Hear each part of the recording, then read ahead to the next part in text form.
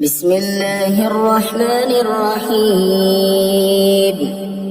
الحمد لله رب العالمين، الرحمن الرحيم، مالك يوم الدين. إياك نعبد وإياك نستعين، اهدنا الصراط المستقيم، صراط الذين أنعمت عليهم غير المغضوب عليهم ولا الضالين. بسم الله الرحمن الرحيم. ألف لام ميم. ذلك الكتاب لا ريب فيه هدى للمتقين، الذين يؤمنون بالغيب ويقيمون الصلاة ومما رزقناهم ينفقون، والذين يؤمنون بما أنزل إليك وما أنزل من قبلك وبالآخرة هم يوقنون.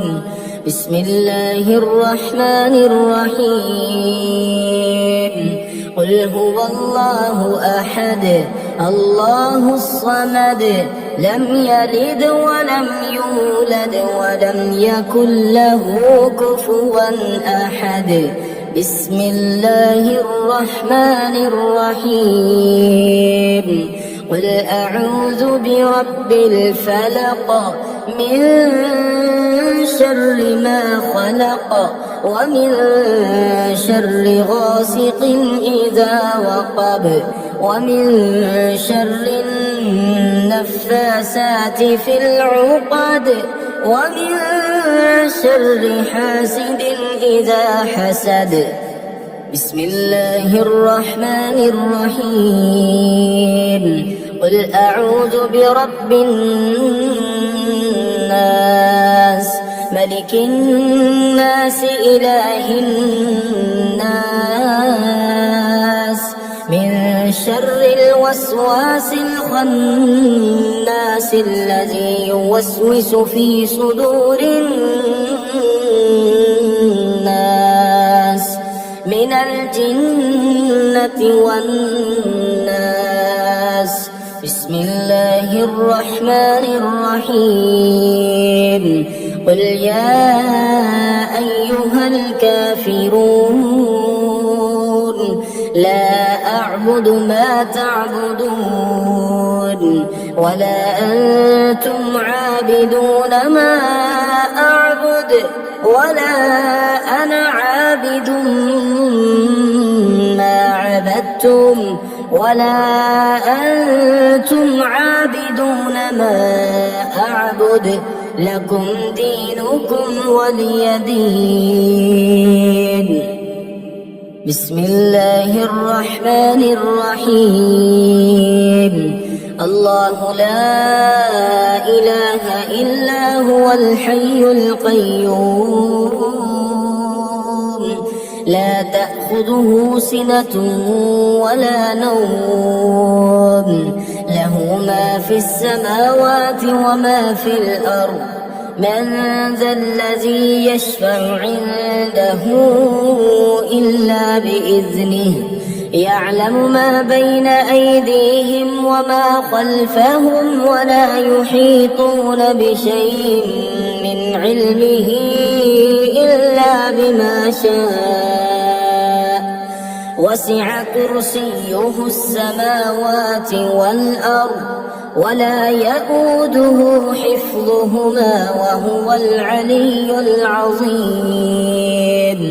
بسم الله الرحمن الرحيم. آمن الرسول بما أنزل إليه من ربه والمؤمنون،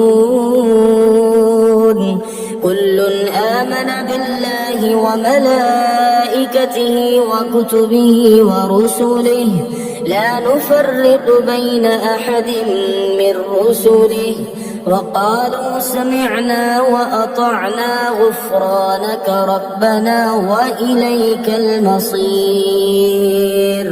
لا يكلف الله نفسا إلا وسعها، لها ما كسبت وعليها ما اكتسبت.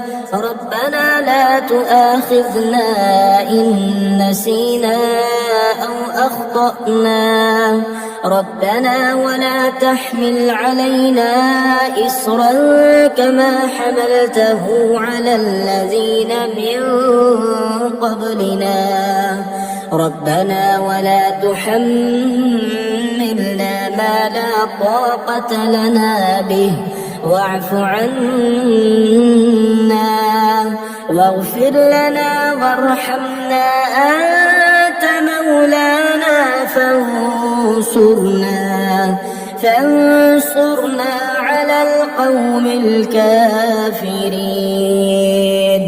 بسم الله الرحمن الرحيم. هو الله الذي لا إله إلا هو عالم الغيب والشهادة، هو الرحمن الرحيم. هو الله الذي لا إله إلا هو الملك القدوس السلام المؤمن المهيمن العزيز الجبار المتكبر.